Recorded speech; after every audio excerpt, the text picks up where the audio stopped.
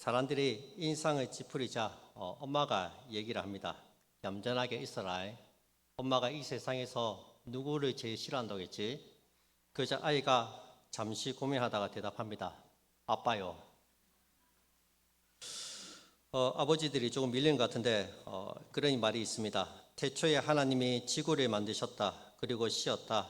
하나님이 남자를 만드셨다. 그리고 쉬었다. 마침내 하나님이 여자를 만드셨다. 그리고 지금까지 하나님도 남자도 잠시도 편한 날이 없다. 공감하십니까? 예. 우리 교회 분들은 다 감옥하셔가지고 속으로 웃지 마시고 이렇게. 남편이 아내에게 서운할 때가 있습니다. 또 아내가 남편에게 또 섭섭할 때가 있습니다. 사실 섭섭할 때가 더 많습니다. 어느 가정이나 비슷합니다. 그러나 가정은 정말로 중요합니다. 여러분, 이 세상에서 하나님께서 직접 제정하시고 만드신 기관이 있습니다. 바로 가정과 교회입니다. 가정과 교회는 사람들이 필요해서 만든 것이 아닙니다.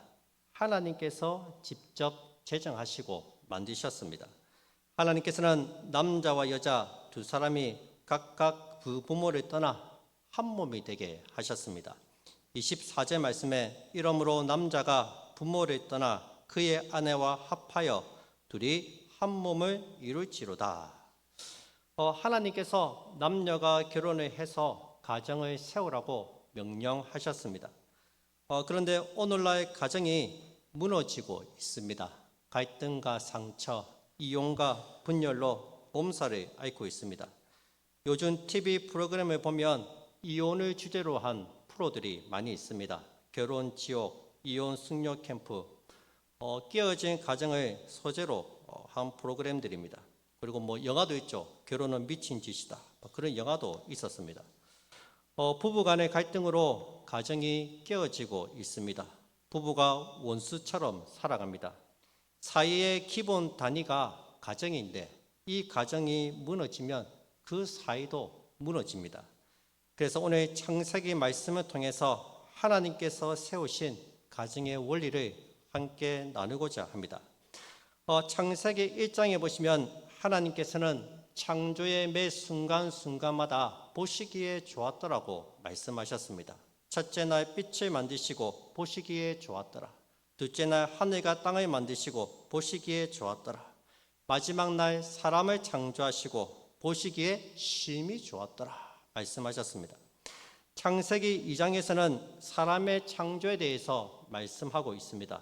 하나님께서는 흙으로 사람을 만드시고 그 코에 생기를 불어넣어서 생명이 되게 하셨습니다. 사람은 하나님과의 관계를 맺을 때 아주 존귀한 존재가 된다고 말씀드렸습니다. 그리고 하나님은 사람을 에덴 동산에 두시고 그곳을 관리하게 하셨습니다. 사람들에게는 에덴 동산을 아름답게 가꾸어야 할 사명을 주신 것입니다. 우리 역시 하나님께서 사명을 주셨다고 말씀드렸습니다. 가정주부는 가정을 아름답게 가꾸어야 할 사명이 있습니다. 교회 중직자들은 교회를 아름답게 가꾸어 나가야 할 사명이 있습니다. 항상 무슨 일을 하든지 간에 교회가 최우선이 되어야 합니다. 그런데 지금까지 보시기에 좋았더라 말씀하신 하나님의 눈에 좋지 못한 것이 있었습니다. 그것은 바로 사람이 혼자 사는 것이었습니다. 18절 말씀입니다. 여호와 하나님이 이르시되 사람이 혼자 사는 것이 좋지 아니하니 내가 그를 위하여 돕는 배필을 지으리라 하시니라. 여러분, 무엇이 보시기에 좋지 않았다고 하십니까? 사람이 혼자 사는 것입니다. 하나님이 만드신 아담이 좋지 않았던 게 아니고 아담 혼자 사는 것이 좋지 않다고 말씀하십니다. 여러분, 하나님은 사람을 혼자 존재하도록 창조하시지 않았습니다. 우리가 한자를 봐도 사람 인자가 이 두 사람이 서로 이렇게 기대어 있잖아요. 그래서 하나님께서 가장 불쌍한 사람의 대표로 고아와 가부를 두는 이유도 이와 같습니다. 이들은 모두 혼자이기 때문입니다. 그래서 하나님은 자신을 고아들의 아버지요 가부의 남편이 되신다고 말씀하셨습니다. 그러나 언젠가 자녀도 떠나보내야 하기 때문에 남는 건 배우자밖에는 없습니다. 저는 가부의 마음을 잘 압니다. 저희 아버지가 6살 때 돌아가셨습니다. 속썩이는 남편이지만 이 남편이 옆에 있는 것하고 옆에 남편이 없는 것하고는 천지 차이입니다. 저희 어머니가 15년 전에 재혼을 하셨습니다. 그때 제가 적극적으로 재혼을 권했습니다. 사람이 혼자 있는 것이 좋지 않기 때문입니다. 아버지가 생기니까 어머니 걱정도 제가 좀 덜하게 되고 또 왠지 모를 또 든든함이 있습니다. 여러분, 교회 일도 혼자 하는 게 아닙니다. 함께 연합해서 교회 일을 하는 거예요. 바울도 동력자들과 함께 교회를 세워 나갔습니다. 여러분들이 저의 동력자들입니다. 항상 동력자의 마음을 가지고 같이 협력해서 교회를 세워 나가는 겁니다. 사람은 본래 혼자 존재하도록 지어지지 않았습니다. 남편은 아내가 있어야 하고 자녀는 부모가 있어야 합니다. 우리는 그리스도가 있어야 합니다. 우리 하나님도 홀로 계시지 않고 연합해서 존재하십니다. 삼위 하나님으로 계십니다. 창세기 1장 26절입니다.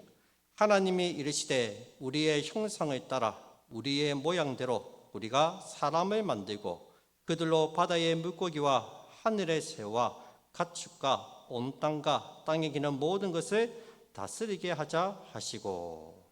보시면 하나님은 단수인데 우리의 형상을 따라 복수가 나오죠. 하나님은 삼위일체로 존재하십니다. 성부, 성자, 성령, 삼위 하나님으로 존재하고 있습니다. 그렇지만 이 세 분이 한 분이라고 말씀하고 있습니다. 삼위 하나님께서 하나로 연합해 계시듯이 사람도 연합하는 존재로 만드셨습니다. 부부 관계를 맺고 인간 관계를 맺고 하나님과 관계를 맺는 연합하는 존재로 만드셨습니다.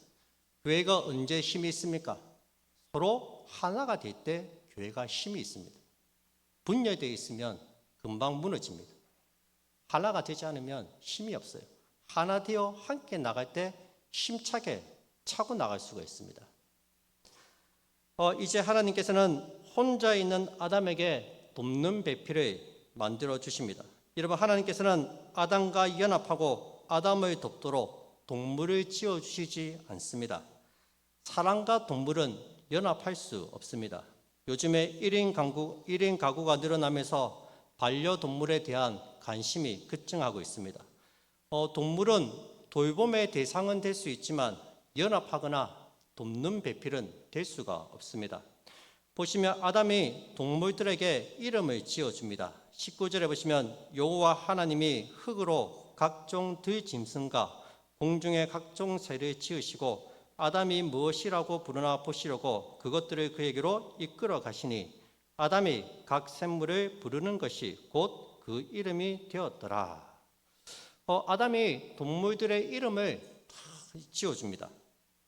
고대 세계에서 이름을 짓는다는 것은 그 대상에 대한 지배권을 가지고 있다는 것을 보여줍니다. 내가 이름을 준다는 것은 그 대상을 다스릴 수 있는 힘이 나에게 있다는 겁니다. 하나님께서 동물들에게 이름을 짓게 한 것은 동물들은 지배의 대상이지 숭배의 대상은 아니라는 거예요. 고대 이집트를 보시면 동물들을 숭배했습니다. 그래서 파라오 그 모자 보셨습니까? 파라오 모자를 보면 이렇게 머리에 독사가 달려있지 않습니까? 당시 이집트에는 독사나 독소리를 숭배했습니다. 여러분, 동물들은 숭배의 대상이 아니라 지배의 대상이자 돌봄의 대상입니다. 하나님께서는 돕는 배필로 여자를 주셨습니다. 여기서 돕는다는 말은 히브리어로 에제르입니다. 도움을 준다는 의미도 있지만 더하다는 의미도 있습니다. 배필이라는 말은 바라보다, 마주보다는 의미가 있습니다. 다시 말하면 동등하다, 대등하다는 의미입니다. 하나님께서 아담을 돕기 위해서 여자를 만들어 주시는데 여자를 남자의 하수인으로, 남자의 종으로 만드신 것이 아니라는 거예요. 동등한 존재로 만드셨습니다. 여러분, 우리가 누군가를 돕는다고 할 때 누가 누구를 돕습니까? 나보다 뛰어난 사람이 나를 도와줍니다. 우리 교회가 지금 누구의 도움으로 봉사를 하고 있습니까? 우리 교회보다 훨씬 더 큰 모두민족교회의 도움으로 봉사를 진행하고 있습니다. 강한 사람이 약한 사람을 도울 수가 있습니다. 가진 사람이 가난한 사람을 도울 수가 있습니다. 근데 여러분, 여자는 남자보다 약하잖아요. 여자는 육체적으로도 힘이 약하고 마음도 여립니다. 그런데 왜 하나님께서 아담에게 여자를 주셔서 돕게 하셨을까요? 여러분, 여자는 힘은 약한데 심지는 여자가 훨씬 더 강합니다. 아이들에게 한번 물어보세요. 엄마가 세냐 아빠가 세냐? 거의 대부분 엄마가 세다고 얘기합니다. 남자들은 강한 척 하지만 다 허풍이에요. 엄마가 훨씬 더 심지가 굳습니다. 여러분, 남편이 사업에 실패하거나 실직해서 낙심해 있으면 누가 낫습니까? 아내가 나서죠. 엄마가 파도에 걷어 올리고 쓰러져가는 집안을 다시 일으킵니다. 남자들은 사실 우리 옛날에 우리 어른들을 보면은 남자들은 다 술 먹으러 다니고 기생질하러 다니고 집을 비워도 집이 괜찮아요. 왜? 엄마가 다 지키고 있으니까. 근데 엄마가 춤바람이 나면은 그 집은 그냥 무너집니다. 이거 엄마가 없으면 안 돼요, 이게. 그런 측면에서 이 여성들이 강해요. 그래서 돕는 배필로 아내를 주신 거예요. 여러분, 사람은 혼자 완전하지 않습니다. 남편에게는 아내가 필요하고 아내에게는 남편이 필요합니다. 아내들은 남편의 부족한 부분을 너무나도 잘 압니다. 그래서 늘 잔소리를 많이 합니다. 부족한 부분을 지적하고 잔소리를 하는데 그렇게 하지 마시고 부족한 부분이 보이면 도와주시기 바랍니다. 부족한 부분을 채워주라고 하나님이 배필로 주신 거예요. 내가 저 부족한 부분은 내가 좀 채워줘야 되겠다. 내가 좀 커버를 해줘야 되겠다. 그런 마음으로 이렇게 도와주시기 바랍니다. 이 세상에 완벽한 사람은 없습니다. 다들 부족함이 있습니다. 서로의 부족함을 채워가라고 하나님께서 배우자를 주신 겁니다. 여러분, 사랑은 여기서 자라는 거예요. 이 사람은 내가 도와줄 필요가 전혀 없고 완벽하게 모든 것을 잘하면 내 사랑이 자랄 것 같죠? 그렇지 않습니다. 거기서는 사랑이 자라지 않습니다. 사랑은 상대방의 부족함을 채워주고 그 연약함을 감당할 때 점점 자라는 겁니다. 상대방의 부족함이 발견되면 이 부분은 내가 채워줘야 되겠다. 서로 도우면서 사랑이 점점 싹트고 자라는 겁니다. 그래서 하나님께서 처음부터 남자와 여자를 부족하게 만드신 겁니다. 서로 도우면서 사랑을 키워가라고 남자는 여자를, 여자는 남자를 돕는 배필로 주신 겁니다. 제가 늘 청년들에게 얘기합니다. 완벽한 배우자를 찾지 마라. 조금 부족한 부분이 있더라도 내가 그 부분을 채워줄 수 있으면 결혼해라. 그렇게 이야기를 합니다. 완벽한 배우자는 없습니다. 없을 뿐더러 그 완벽한 배우자가 니를 좋아할 일은 더더욱 없다. 그러니 부족하더라도 내가 그 부족함을 채워줄 수 있으면 결혼하면 된다 얘기합니다. 여러분, 그리스도인들의 삶도 그렇습니다. 우리가 완전해서 하나님이 필요 없어지는 것은 완전함이 아닙니다. 우리는 여전히 부족하고 하나님이 필요한 존재입니다. 그 하나님의 필요를 많이 느끼는 사람이 겸손한 사람입니다. 성숙한 성도라는 거예요. 계속해서 여자를 어떻게 만드셨는지 보시기 바랍니다. 21절, 22절 말씀입니다. 다 같이 한번 읽어볼까요? 시작. 여호와 하나님이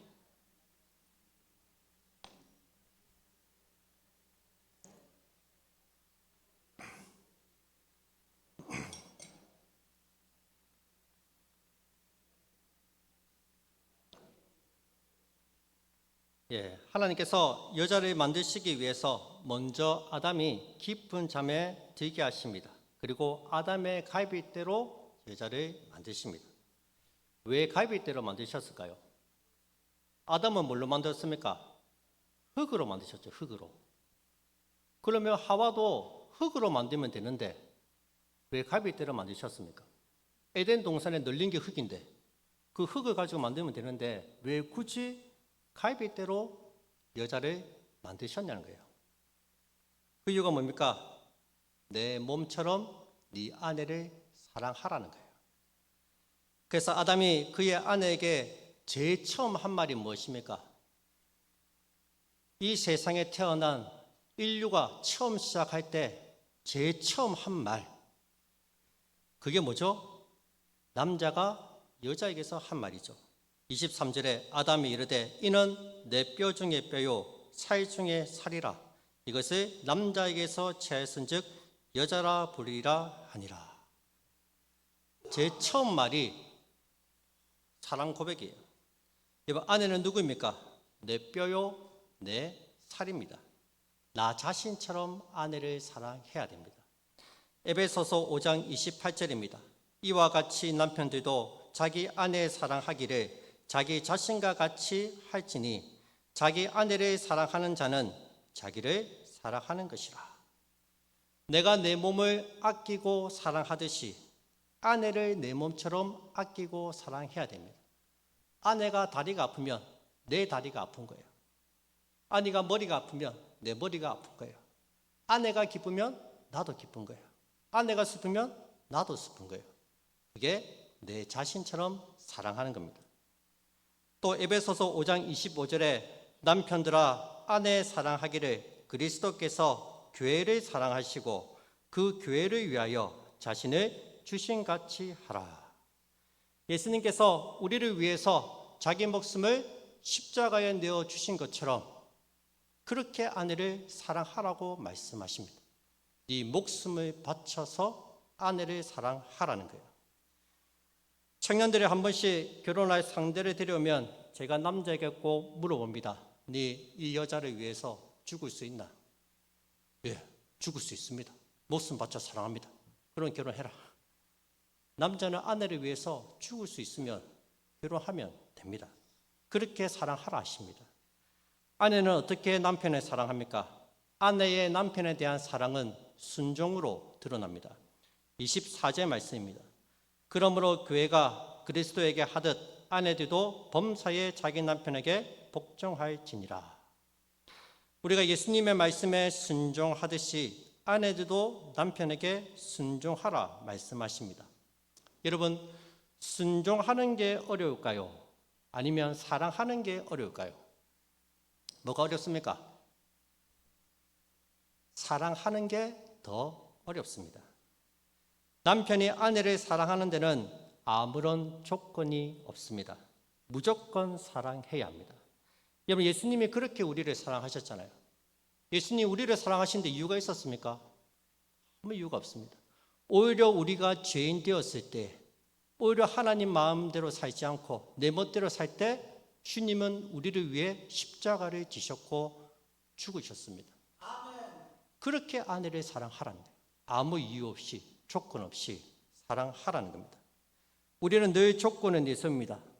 당신이 한번 내 마음에 들게 해봐라. 내가 사랑을 안 해주나? 네가 하는 꼬락새가 그러니까 내가 네를 사랑 안 하는 거 아이가? 내 마음을 좀 감동시켜봐라.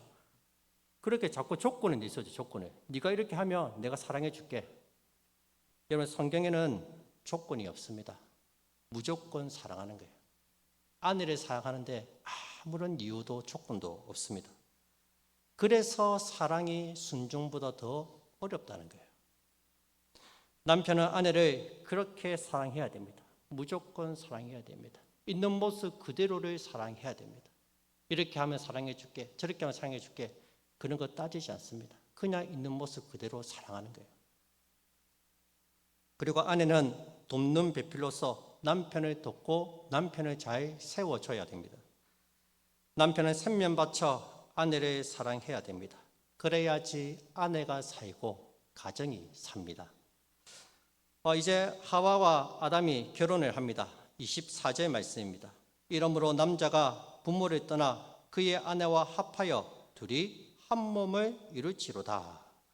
여러분, 결혼의 첫 번째 조건은 부모를 떠나는 것입니다. 그래야지 아내와 연합할 수 있습니다. 근데 지금 아담에게 부모가 있습니까? 없습니까? 없죠? 지금 아담에게 부모가 없잖아요. 아담, 하와 두 사람밖에 없잖아요. 근데 왜 아담에게 부모를 떠나 둘이 한 몸을 이루라고 말씀하십니까? 네가 아이를 낳으면 그 아이를 떠나 보내라는 거예요. 네가 데리고 있지 말고 떠나 보내라. 또 이상한 것은 남자가 부모를 떠나라고 얘기합니다. 남자가 부모를 떠나라. 이런 고대 사회에서 결혼을 하면 누가 부모를 떠납니까? 여자가 부모를 떠나서 시집을 옵니다. 요즘에는 뭐 장가를 오지만은 그때 옛날에는 시집을 오죠, 시집을. 우리나라도 옛날에 신부가 시집을 왔지 않습니까? 근데 남자에게 부모를 떠나라고 말합니다. 이 말은 인연을 끊으라는 말이 아니고 정서적으로, 심리적으로, 재정적으로 부모를 떠나라는 의미입니다. 부부 두 사람과의 관계가 더 중요하다는 거예요. 여러분, 창조의 섭리를 잘 이해해야 합니다. 우리가 보통 가족 사진을 찍으면 어떻게 찍죠? 아이들을 가운데 놓고 엄마 아빠는 떨어져 있습니다. 그렇게 찍으면 안 돼요. 엄마 아빠가 가운데 있고 엄마 아빠를 중심으로 아이들이 옆에 있어야 돼요. 혹시 아이를 중간에 놓고 이렇게 가족 사진 찍었으면 다시 찍으세요. 그래 찍으면 안 됩니다. 부부는 떨어지면 안 됩니다. 꼭 붙어 있어야 됩니다. 근데 우리는 부부보다 자식을 더 소중하게 생각합니다. 남편 밥은 안 차려줘도 자식 밥은 차려줍니다. 아이가 밥을 먹다가 엄마 이 음식 산 것 같아. 버릴까? 엄마가 뭐랍니까? 버리지 마. 아빠가 먹을 거야. 항상 자식 먼저 챙겨줘. 자식 먼저. 그러시면 안 돼요. 남편 먼저 챙겨주셔야 돼요. 남편 먼저. 자식은 떠나 보내야 된다 이거야. 남편을 먼저 챙겨줘야 됩니다. 어떤 관계보다 부부 관계가 중심이 되어야 합니다. 인생의 가장 중요한 문제는 배우자와 상의를 해야 합니다. 제가 결혼 주례를 할 때 꼭 부모님들에게 서약을 받습니다. 권사님의 아들, 집사님의 딸을 이제부터 떠나보내시기로 약속하시겠습니까? 이제 부모를 떠나서 한 가정을 이루고 가장이 될 건데 정말 떠나보내시겠습니까? 그렇게 서약을 먼저 합니다. 그러면 진짜 못 떠나보내는 부모도 있고 머뭇거리는 사람도 있고 그래요. 여러분, 자식을 떠나보내지 못해서 자식 곁을 맴도는 부모를 뭐랍니까? 헬리콥터 부모랍니다. 자식을 못 떠나서 맴도는 부모. 부모를 떠나지 못하는 자식은 뭐랍니까? 마마보이랍니다. 마마보이. 외국에는요, 고등학교만 졸업하면은 그 부모가 지원을 안 해줍니다. 이제는 네가 대학 알아서 가고, 네가 알아서 알바하고, 알아서 해서 대학 가라고 얘기합니다. 그래서 외국 애들이 보면 독립적이고 이렇게 책임감이 강합니다. 100년을 살아보니라는 책을 쓴 연세대학교 김형석 교수님이 그런 말씀을 하셨습니다. 자녀가 망하면 자녀만 망하게 내버려 둬라. 뭐라고요? 자녀가 망하면 자녀만 망하게 내버려 두라. 대부분의 부모들이 자기 재산을 자녀에게 다 줘가지고 자녀를 도와주죠. 근데 결국 어떻게 됩니까? 자녀도 망하고 부모도 망합니다. 둘 다 망하는 거예요. 그렇게 하지 말고 둘 다 망하지 말고 자녀만 망하게 내버려 두라. 나중에 자녀들이 갈 데가 없을 때 그때 들어와서 살아라고 든든한 버팀목이 되어주라고 얘기합니다. 같이 망하면 안 된다는 거예요. 여러분 25절에 보시면 아담과 그의 아내 두 사람이 벌거벗었으나 부끄러워하지 아니하니라 말씀합니다.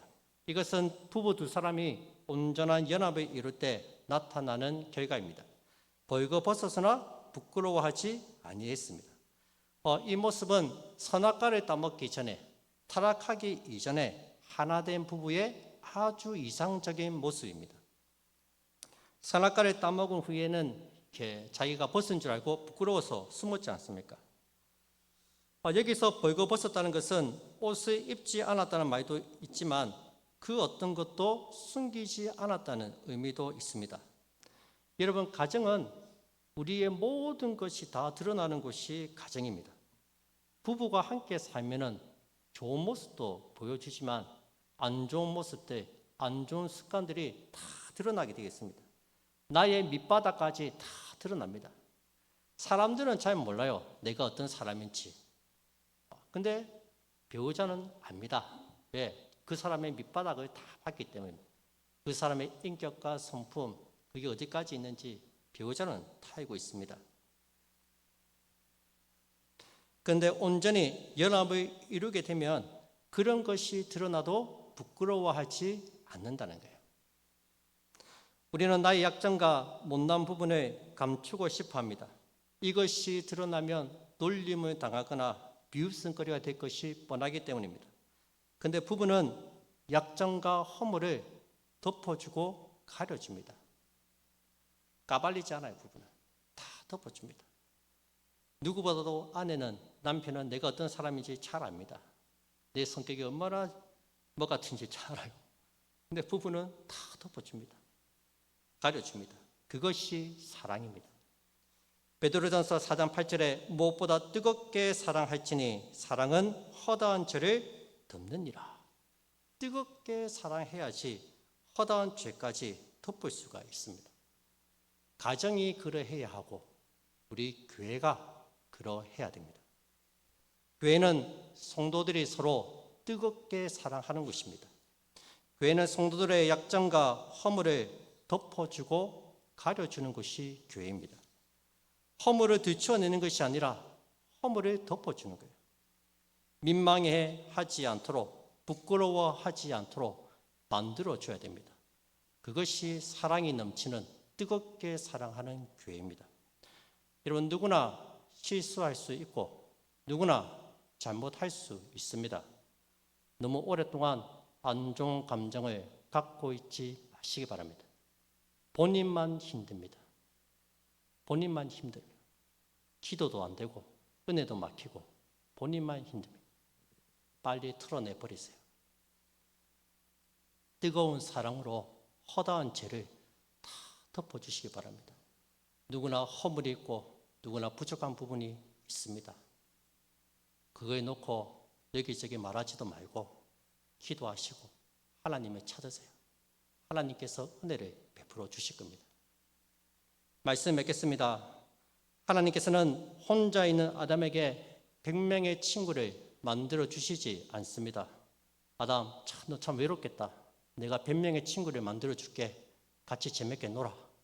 그렇게 말씀하시지 않습니다. 외로운 아담에게는 한 명의 배우자만 있으면 충분합니다. 100명의 친구 필요 없습니다. 딱 한 사람, 배우자만 있으면 됩니다. 여러분, 지금 옆에 있는 배우자를 사랑하시기 바랍니다. 내가 괜히 이 사람을 만나서 내 인생을 망쳤다고 후회하지 마세요. 저 사람과 결혼했으면 내가 더 행복했을 텐데 부러워하지 마세요. 지금 옆에 있는 배우자에게 만족함을 얻지 못하면 그 누구를 만나도 만족하지 못할 것입니다. 여러분, 솔로몬에게 첩이 1000명이나 있었습니다. 근데 솔로몬이 행복했습니까? 그렇죠. 그가 쓴 전도서를 보세요. 헛되고 헛되고 헛되니 모든 것이 헛되도다. 자기 아내 본처에게서 사랑을 받지 못하면, 만족함을 못 누리면 다른 여자를 많이 만나도 만족하지 않다는 거예요. 내 곁에 있는 배우자를 사랑하시기 바랍니다. 여러분, 우리가 헛된 인생을 살아가지만 유일하게 헛되지 않는 것이 하나 있습니다. 헛된 인생에서 하나님께서 주신 유일한 즐거움이 있습니다. 그것은 바로 배우자와 함께 즐겁게 사는 것입니다. 전도서 9장 9절 말씀입니다. 우리 한번 다 같이 한번 읽도록 하겠습니다. 시작. 내 평생의 모든 날 곧 하나님이 혈안에서 내게 주신 모든 헛된 날에 네가 사랑하는 아내와 함께 즐겁게 살지어다. 그것이 네가 평생의 혈안에서 수고하고 얻은 내 몫이니라. 아멘. 다시 한번 읽어드리겠습니다. 네 헛된 평생의 모든 날 곧 하나님의 혈 아래에서 네게 주신 모든 헛된 날에 네가 사랑하는 아내와 함께 즐겁게 살지어다. 그것이 네가 평생에 혈 아래에서 수고하고 얻은 네 몫이니라. 여러분, 하나님께서는 모든 것이 다 헛되다고 말씀하십니다. 네 헛된 평생의 모든 날, 혀 아래에서 네게 주신 모든 헛된 날이라고 말씀하십니다. 우리네 인생이 모두가 다 헛되다는 거예요. 시간이 지나면 돈도 명예도 지위도 부귀도 모든 것이 다 헛되다는 것을 깨닫게 됩니다. 그러나 유일하게 헛되지 않는 것이 있습니다. 바로 사랑하는 아내와 즐겁게 사는 것입니다. 이것만큼은 헛되지 않다고 말씀하십니다. 하나님께서는 헛된 인생을 살아가는 인생들에게 가정을 주셨습니다. 사랑하는 아내와 남편을 주셨습니다. 배우자는 내가 평생의 혀 아래에서 수고하고 얻은 내 몫입니다. 헛된 세상에서 수고한 우리에게 하나님이 주신 보상이 배우자입니다. 그 배우자와 함께 서로 사랑하며 행복하게 살아가시기 바랍니다. 여러분 곁에 있는 배우자에게서 즐거움을 찾으시기 바랍니다. 가정 밖에는 즐거움이 없습니다. 여러분 술집에 간다고, 친구들 만난다고, 나이트 간다고, 낚시하러 간다고 즐겁지가 않아요. 가정 밖에는 즐거움이 없어요. 가정 안에 하나님이 주신 즐거움이 감춰져 있다는 거예요. 여기에 참된 즐거움과 기쁨이 있다는 거예요. 가정 안에서 이 즐거움을 찾으시고 누리시기 바랍니다. 가정이 이 땅에 작은 천국이 되어야 합니다. 부부가 가정에서 새로운 기쁨을 찾아내는 노력을 끊임없이 기울일 때 하나님이 기뻐하시는 가정을 만들어 갈 수 있는 것입니다.